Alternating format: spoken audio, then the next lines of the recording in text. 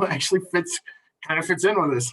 And, last time we talked about ethics in a more broad sense, the idea of just ethics in general, the different schools of thought, different approaches to ethics. Now I thought it would be a good idea to kind of take a look at much more specifically applying it to media, the media world, right? And looking at it in different areas, right? So we can start by looking at case studies in journalistic ethics, right? So what are some specific instances where ethics become a very, very important issue in the world of journalism, right? Well, one of the first ways is in something that we call, come on, click, there we go, privacy versus fourth estate responsibilities. And we talked about fourth estate responsibilities before, right? The idea that the press is supposed to be holding all of the other houses of power accountable, right? They're the ones who they don't answer to anybody else, so they're supposed to hold the commoner, accountable. They're supposed to hold the royalty accountable. They're supposed to hold the clergy accountable. Right, that's the premise of the fourth estate, is that journalists are supposed to be the ones who are evening the playing field, so that all the groups know what the other groups are doing. But in the modern day, in modern times especially, there's a real crisis occurring with balancing out the ethical responsibility to protect the people and the ethical responsibility to respect privacy, respect an individual's privacy. I remember vividly when the Bill Clinton Monica Lewinsky scandal happened in the late 90s. I remember it very vividly. And it was a real kind of tipping point in the idea of journalistic ethics, because Bill Clinton was not the first president to cheat on his wife in office, like not even close. And everybody knew it, for that matter, right? Everybody knew about all of the infidelities of previous presidents. It was well known, it was well established. But it wasn't until the Bill Clinton Monica Lewinsky scandal that suddenly now that's not only well known, but it needs to be discussed. It needs to be put out there. People need to know, and people need to talk about it.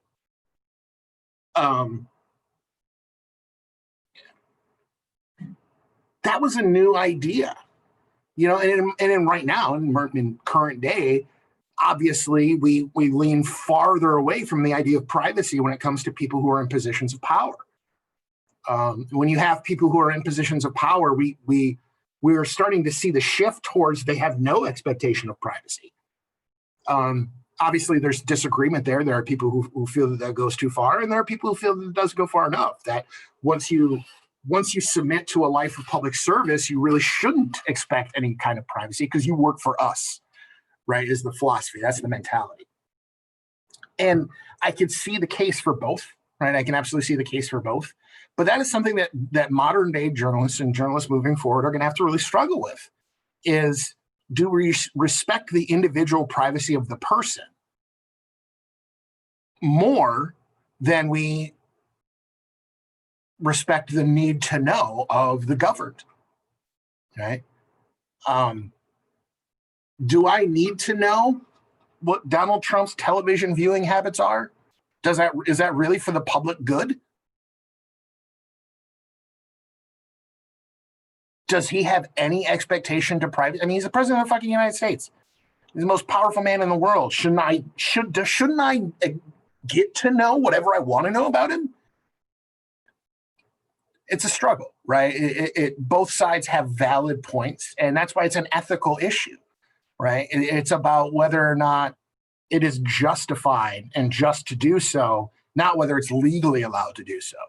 Again, when we get into the next unit, we're going to talk about the law and what the law says about what your rights to privacy are as a private citizen versus a public citizen. But from an ethical standpoint, that's something we're still figuring out.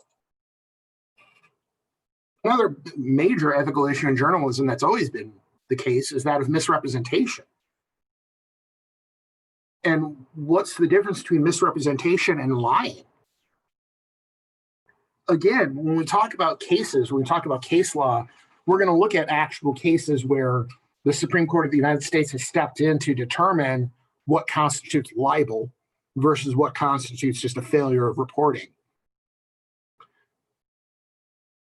But beyond the legal perspective, beyond the the law perspective, you can do something that is legally permissible but ethically wrong. And when a journalist misquotes someone, right?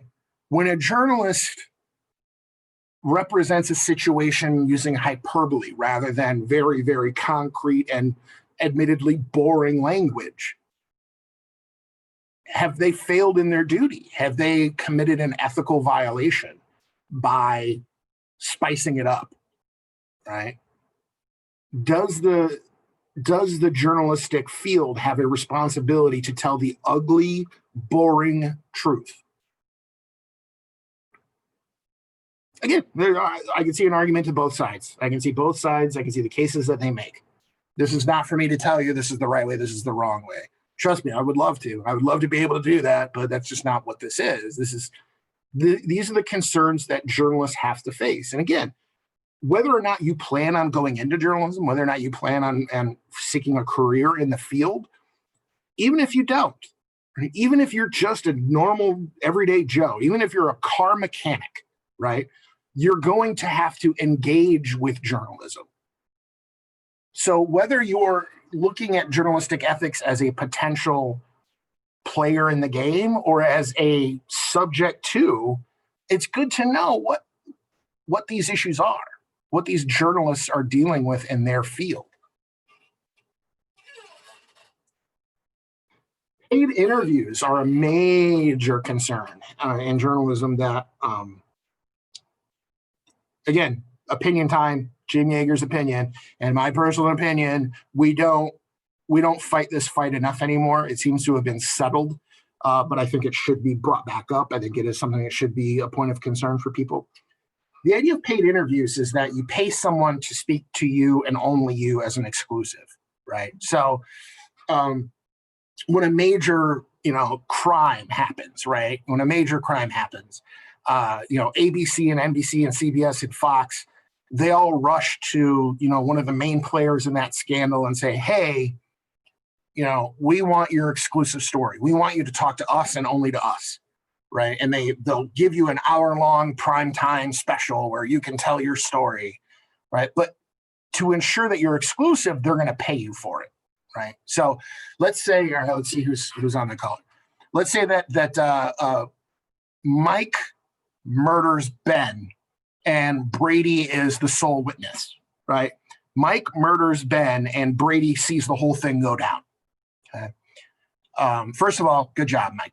Second of all, I, as a journalist, I can't pay Mike for his story. There's actually law that says I'm not allowed to profit from a crime. So I can't pay Mike to do an interview. But what I can do is pay Brady to do an interview and say, hey, Brady, I don't want you talking to any of my competitors. I want the exclusive story. Everybody in America is fixated on this story.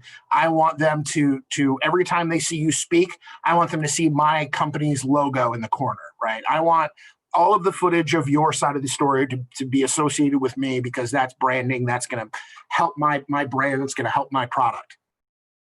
So I'm going to offer Brady $300,000 for his exclusive story, right?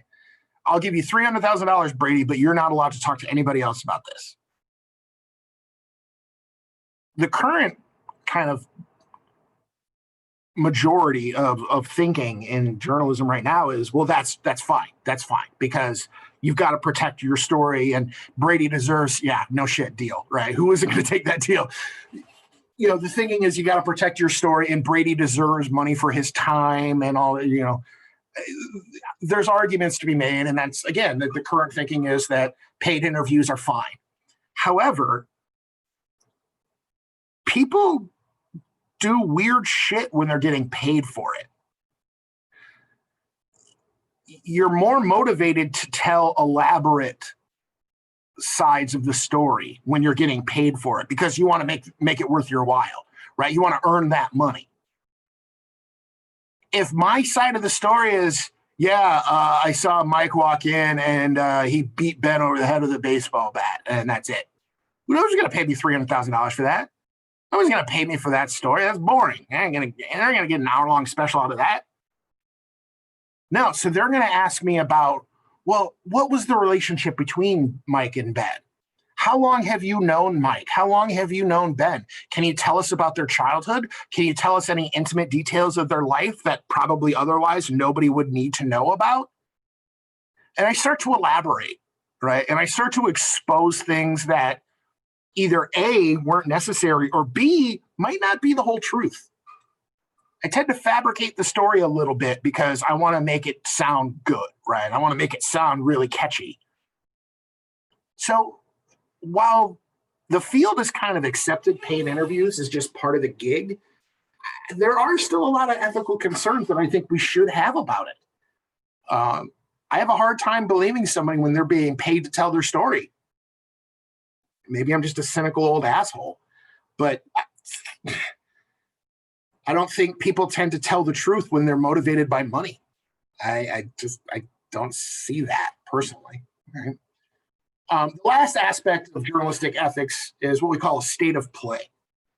Side note, there's actually a really good movie called State of Play. It stars Ben Affleck and Russell Crowe. It's actually pretty good. I recommend it. It's kind of one of my go-to, like, I'm bored, I'll watch this movie for the 900th time. It's pretty good. But the concept of state of play, which is what the movie is named after, is the idea that the journalists who cover a story tend to have a personal relationship or personal dynamic with the people they're covering, right?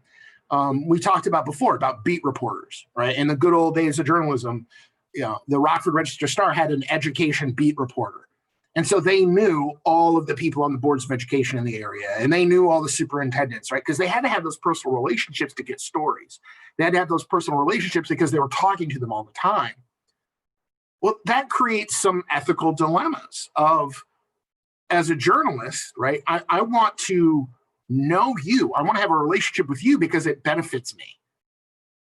But if you turn out to be a dirty son of a bitch, do I write my story about you being a dirty son of a bitch, or do I maybe temper it a little bit because I know you? This is getting, even without the idea of beat reporters, this is still concerning because of the way that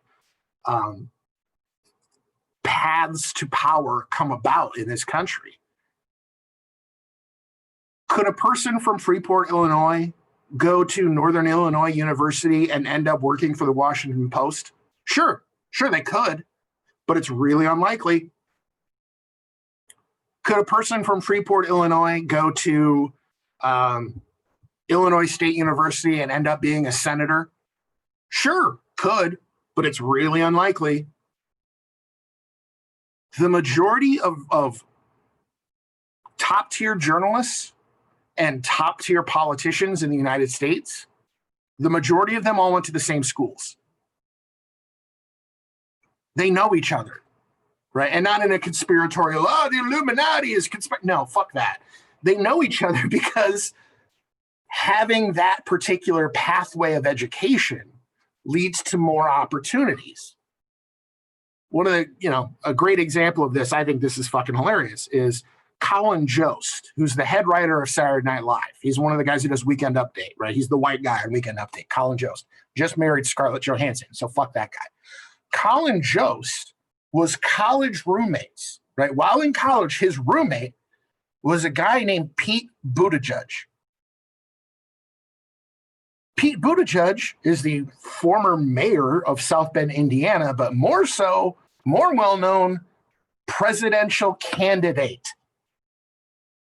What a strange coinkydink that a man who is running for president of the United States happened to be roommates with a guy who is an opinion leader. Even though it's a comedy show, it's a cultural icon. He's the head writer of SNL, and he was old roommates with Pete Buttigieg. If you watch Saturday Night Live during the Democratic primaries, Pete Buttigieg was a non-factor. They made fun of everyone but Pete Buttigieg. I mean, he was ironically played by Colin Jost on the show, Right? So Colin Jost was playing his old roommate, but he was also the head fucking writer. And they would make fun of Kamala Harris, and they make fun of Joe Biden, and they make fun of Bernie Sanders, and make fun of Elizabeth Warren. But they really didn't make any jokes about Pete Buttigieg. It's weird. It's weird, right? And this happens a lot, right? One of the worst perpetrators of state of play right now in modern journalism is Chuck Todd, right? Chuck Todd is the host of Meet the Press on NBC. He's a NBC News, pretty key figure. Number one, he sucks. He is just one of the worst fucking journalists I've ever seen in my life. He's pathetic. He has no business having any job, let alone the job that he does.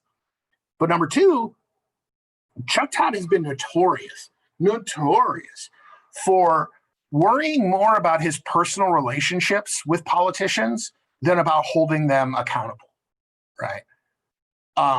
Chuck Todd is a terrible interviewer because he doesn't push back, right? He doesn't ask follow-ups. He doesn't challenge the person he's interviewing. And it's because he doesn't want to get disinvited to functions. It's because he doesn't want to damage his friendships with those people. He allows his personal relationships with the people he covers to be more important than his job. And so he fucking sucks. So he's away. And I'll say it to his face. Chuck Todd, if you're listening. Chuck Todd, this is on YouTube. It's publicly available. Come at me, bro. What up? I will debate you any day of the damn week about why you are a pox on this country. And you should just stop it. Buck up. Yeah, that's right. I'm challenging Chuck Todd to a fight. What up? What is you going to do about it, Chuck? Chuckles. Point is, this is an ethical dilemma for a journalist, right? No different than in your job, right? You guys, some of you have jobs. Some of you aren't, not jobbed. Trent works at Starbucks, even though he won't give me any Starbucks for free. That's fine. Whatever. We've moved on. Trent works at Starbucks. If I pull up to Starbucks, right? If I pull up to the Starbucks drive-thru and I order my drink and I get to the window and I'm not given the drink I ordered, my drink is screwed up. And I see Trent there and I go, hey, Trent, never mind. Because I'm more worried about hurting Trent's feelings, right? I don't want to make my associate, I don't want to make my familiar person feel bad. So I just accept the bad job that is done there. That's the same thing. That's the same concept here, right? Except in this case, it wouldn't be my drink order. It would be a drink order for 370 million people. It's me refusing to hurt Trent's feelings because I don't want to, I don't want to hurt his feelings, but I'm willing to screw over 370 million people instead. It's God, grow the fuck up, right? Grow the fuck up. I mean, what happened? I'm going off. God damn it, I'm going off. It's happening, people. Get your popcorn. What happened to being a fucking adult and saying, you know what? I don't like you, but I respect your work. You do a good job, and even though we're not friends, I can acknowledge that you do a good job. Whatever happened to that? What the fuck? Why do you have to be friends with someone to respect them? Right? Why do you have to like the person to like their work? Right? There are a lot of assholes who are really good at their job, and you can respect their work without being their BFF. You can acknowledge that somebody is a great person but terrible at their fucking job. My mother is a saint. She's a wonderful human being. I would not trust her to build my house. There's a fucking difference between your personal opinion of somebody and their ability to do their damn job. And we've lost that. And fuck. Ah. Okay. I feel better. I hope you guys feel better. I know I do. I needed that. So thank you. Whenever I do shit like that, because we're on Zoom and I can't see you, I always worry that you guys are all just rolling your eyes shut the fuck up. And that might be the case. And if that is the case, I'm sorry. I really am. I can't afford a therapist, so I just do this. So, sorry. I apologize too much to you. I should move to Canada. I'd fit right in. I love hockey. I greatly prefer the metric system. I'm built for cold weather, right? I have a lot of insulation. I know all the words to God Save the Queen, both the Sex Pistols version and the real version. I could do it. Sorry, a boot. Yeah, I could pull it off. What about advertising? Those dirty sons of bitches. What about the ethics of advertising? Well, one of the biggest issues that we see in advertising is what's called puffery. And yes, that is legit. That's not what my 6-year-old calls it. That's what the actual field of professionals call it. Puffery. Puffery is the idea that it's hyperbole, right? It's blowing things out of proportion. It's when the product is only designed to help with inflammation, but you show people doing cartwheels on the beach. It's puffery. It's blowing it out of proportion. And you're legally allowed to do it, right? There's no law saying you can't, be full of shit. It's just that, come on, man. Like, stop trying to sell me products as if they're going to save the world. It's just a soup can, like it's not the solution to all of the world's problems. It's just a straw. But advertisers tend to go way overboard. They tend to puff up what the product really is and what the product can really do. Right? My favorite of this is Flex Seal, right? The Flex Seal family of products. For one thing, I will say this. They're fucking good. Like, they work. I'm a fan. Like, I use the Flex Tape. I use Flex Seal because I fuck up a lot of things. Like, I try to make stuff or fix stuff and I screw it up a lot because I have no idea what I'm doing. And so I use a lot of Flex Seal to cover my ass, to like help me fix things. And I like it. I'm a fan of the product. But I will never need to or follow through with building a fucking boat out of it. Like, I have never in my life been like, you know what? I should build a boat out of tape. JonTron. I don't even know what JonTron is. What is JonTron? Somebody tell me what JonTron is.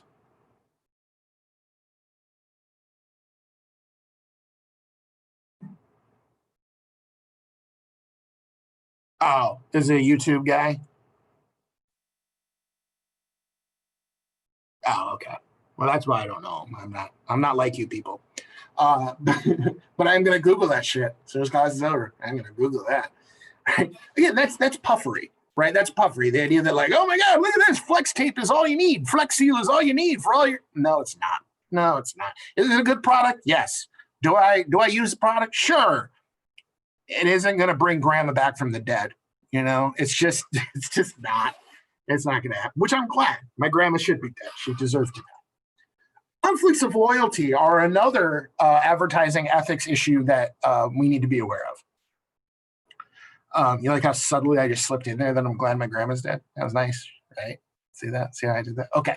Conflicts, play it back. You guys can play it back later. Conflicts of loyalty. As I mentioned, when we were talking about advertising and PR, advertising is largely done by advertising firms, right? By large companies that have multiple accounts. Right? Jaeger Advertising isn't only going to do ads for Highland Community College, right? We're going to do ads for just about anybody who's going to pay us. I got to make money. I got to make a living. Well, that means I could be doing ads for Highland Community College and Rock Valley College and Upper Iowa University and Black Hawk Tech all at the same time. So if my job as an advertiser is to get people to buy my customers' products, aren't I hurting my other customers at that point? Because if I make a successful ad for Highland Community College, well, then by its very nature, implicitly, that means that those students are not going to be going to one of those other schools.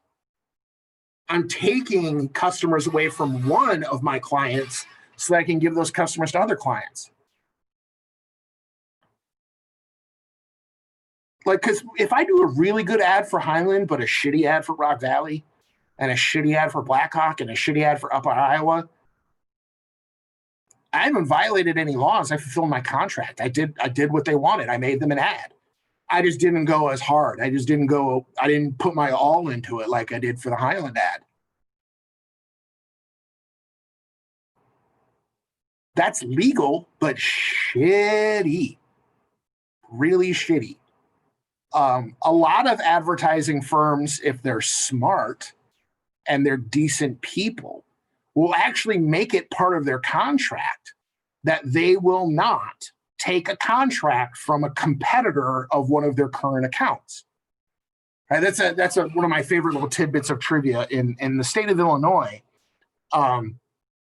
Every strip mall lease, right? Every lease that exists for a strip mall has what's called boilerplate language that says, so long as I have this lease for my storefront in your strip mall, you cannot lease to one of my competitors, right? So if I make the Jaeger's World of Tacos, right, and I want to lease space in the Meadows shopping mall, part of that contract says that for the duration of my lease, as long as I'm there, Meadows shopping mall cannot lease another space to another taco vendor. This is where you get people like, you've seen the absolutely fucking absurd arguments about, is a hot dog a sandwich? Is a taco a sandwich? That's where that argument comes from, is because strip malls were leasing out one storefront to a taco place and another storefront to a Subway. And you'd have to argue, oh, well, they're not the same product, right? Tacos aren't sandwiches, so I can lease another space to a sandwich shop. Okay. Those kind of conflicts of loyalty, those kind of conflicts of interest are built into the contracts of a lot of different businesses, a lot of different fields, but not in advertising. And it's not a given. You can very easily serve multiple masters at the same time. And it's just not very likely that you're going to serve them all equally. It is just not likely that you are going to do the best work you can for all of them. And so in the field of advertising, that's a serious ethical concern that the field needs to handle, needs to deal with, to say, how do we avoid this? How do we approach this? Do we make a stand against it, or do we just say people should be good people and let it go? Do we establish a code of ethics like the PRSA has done, or do we just hope that people do the right thing?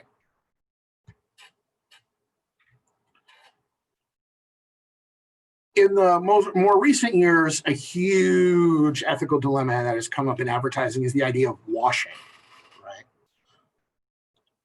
We use the term washing because it kind of covers a lot of different, like, you may hear the term pink washing or green washing. And what that means is using a cause to sell more products. Every October, every brand in the country starts selling pink products. Snickers bars with pink wrappers, right? Dove soap with a pink ribbon on it. Why? Because October is Breast Cancer Awareness Month. And if you put that pink ribbon or that pink labeling or that pink packaging on a product, people naturally, wrongly assume that purchasing that product is supporting breast cancer research or breast cancer awareness. And like I said, that is a false assumption. That is not true. Buying a Snickers bar with a pink ribbon on it doesn't help contribute to breast cancer research. But it fools you into thinking you are.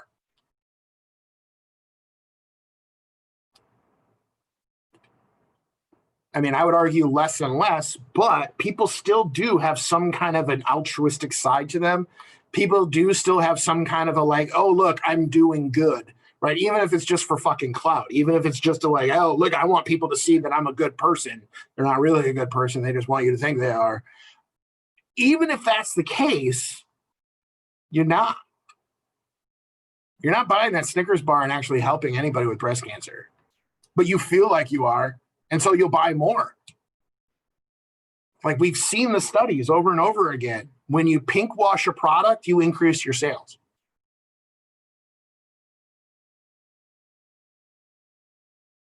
You take advantage of people's charitable nature to sell them more shit. Now, as an advertiser, that's my job. That's what I'm supposed to do. I'm supposed to sell more products for my client. But I'm doing so by lying, essentially. Not out and out lying, but certainly misconstruing.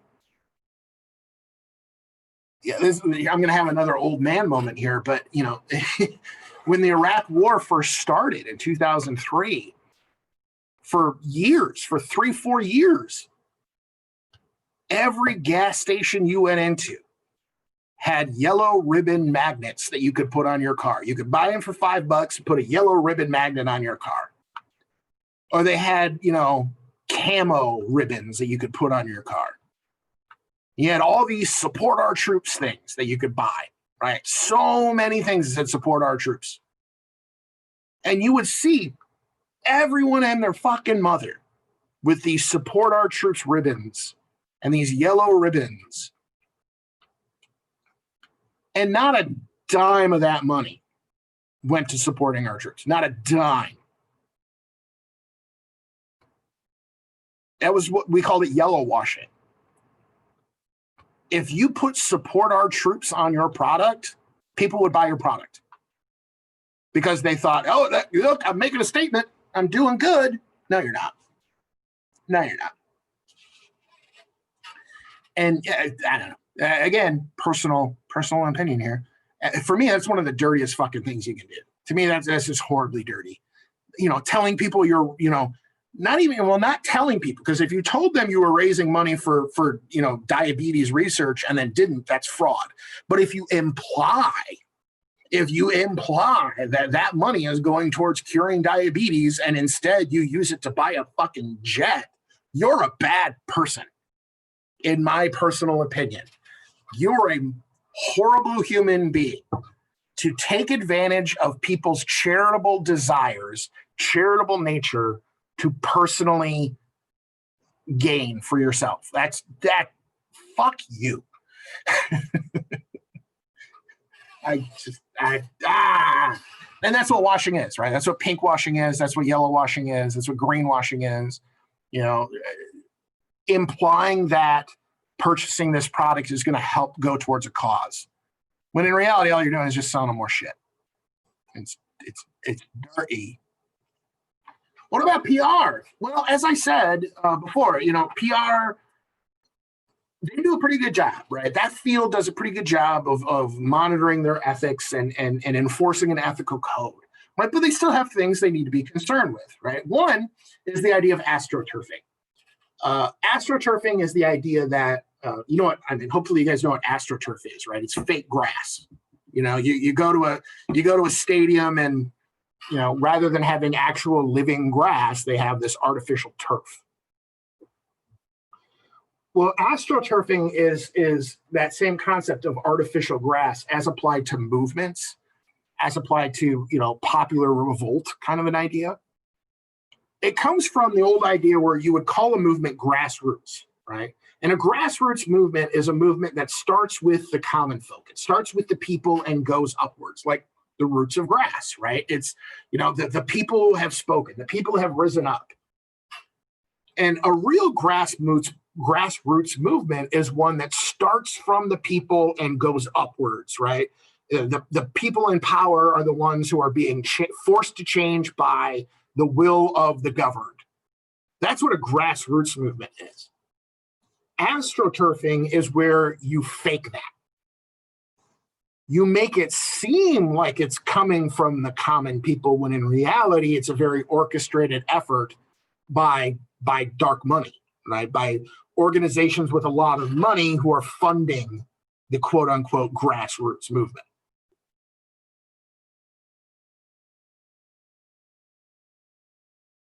This is becoming a very popular technique. And it's part of the reason why critical thinking and part of the reason why critical media understanding is so important in modern day is because you see this movement, right? Some new movement comes up and you're like, wow, yeah, that's a really good plan. That's good. I'm on board with that. So you go to this website to get more information about the issue. And the website looks pretty legit and this is all great. Look at this. The people have spoken. But then you look at the bottom of the main site. You go to the bottom of the main site. It says paid for by. Google that paid for by. Google who that group is. And it might take you a couple steps. It might be 4 or 5 steps away. But usually that paid for by leads back to one of like 3 very significant groups in the country that are funding a lot of these movements, right? Whether you're conservative or liberal, you'll hear the names George Soros and you'll hear the names the Koch brothers, right? And that's why you hear those names is because they're both accused of being massive astroturfers. It's actually just George Soros's money is paying for these protesters. That's a claim of astroturfing. They're arguing that that's astroturfing. They don't use the term, but that's what it is, right? They'll say like, oh, that's a Koch brothers movement. They're calling it astroturfing. They're saying that this multi-billion-dollar organization is funding these protests. It's not really the common folk rising up. It's people who are being tricked into thinking it's common folks rising up. And again, not illegal, just kind of manipulative. In PR, you also have conflicts of interest, just like in advertising. And again, as we said, advertising firms and PR firms are merging. So this is going to happen even more and more. If one of my clients, if the best interest of one of my clients is in direct conflict with the interests of one of my other clients, what do I do? What am I supposed to do as a professional in that field? Again, kind of already covered it, but it exists in PR just as well. Believe it or not, there are actually ethical concerns in entertainment. When you think of ethics, we tend to think of journalism first, right? We don't think of ethics as it applies to Marvel movies. We don't think of ethics as it applies to the horror film industry. But no, there really is a lot of ethical concerns that we need to be aware of both as consumers and that the industry is very aware of and continues to be aware of as the producers. One is differentiating between stereotypes and archetypes.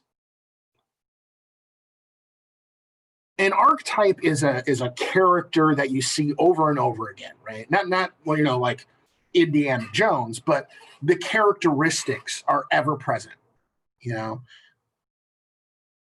The funny sidekick,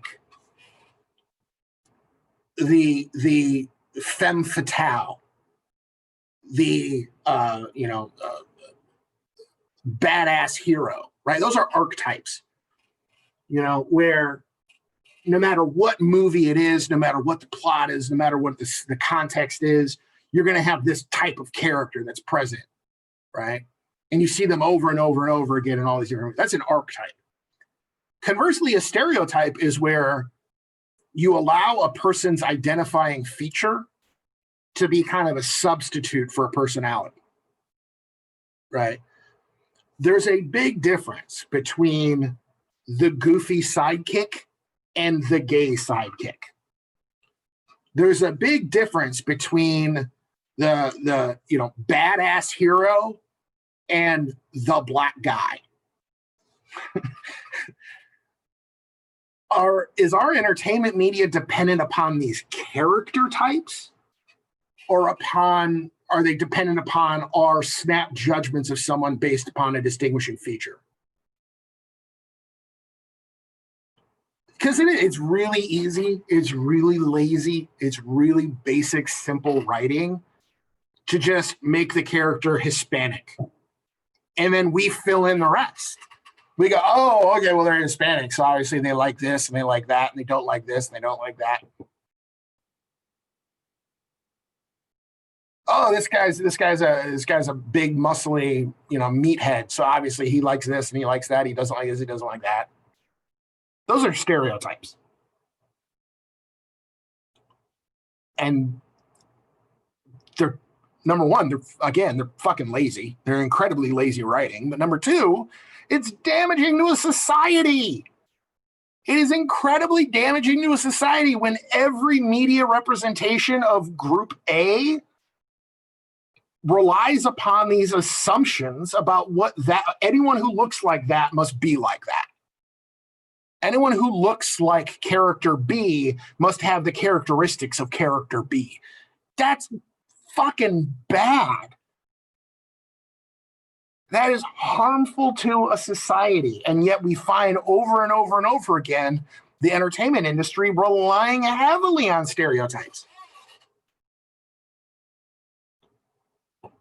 I mean, even in the year 2020, when we're supposed to be post-racial, we're supposed to be beyond all this bullshit.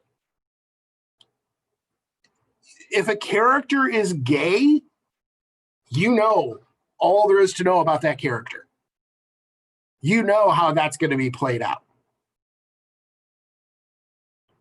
It's few and far between to see a movie or a television show or any kind of entertainment media where a person's homosexuality is not their defining character trait. It is few and far between to find a movie or a show or any kind of entertainment, product where a person's blackness is not central to their character.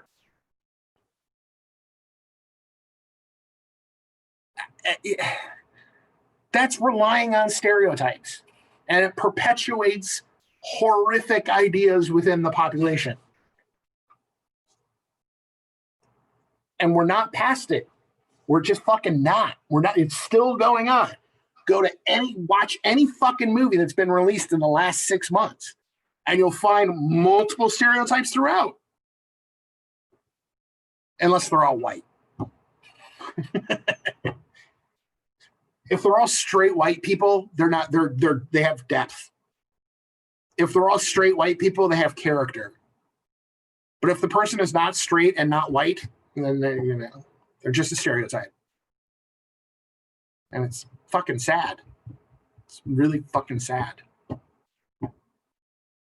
The last two ethical concerns are sexual gratuity and violence.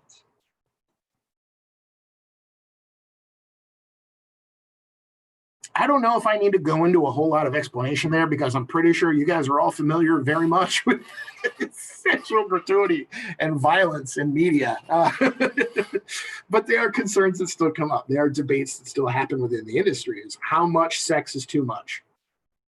How much violence is too much?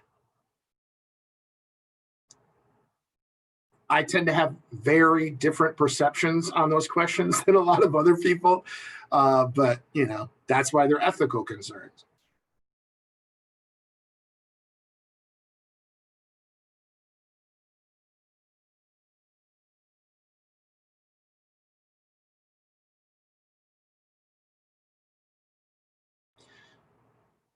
All right. Well, I ranted a lot today. Hope you guys are happy. Look what you did. Look what you made me do. All right. So that will end today. That will be it for today. Quick reminder that you do have your test. Your first exam is, again, available through Friday. You have till 11:59 p.m. on Friday to get that done. So you have the entirety of the day of Friday to get that done. So please do get that done. I've given you guys a week. Not a whole lot of reason to not get it done. So please get the exam done. Please, again, if you have not yet, call dibs on one of the cases for the media law paper. Please get on that as well. And again, if you have any questions, do not hesitate to reach out to me. Do not hesitate to let me know, and I will get back to you as soon as I can.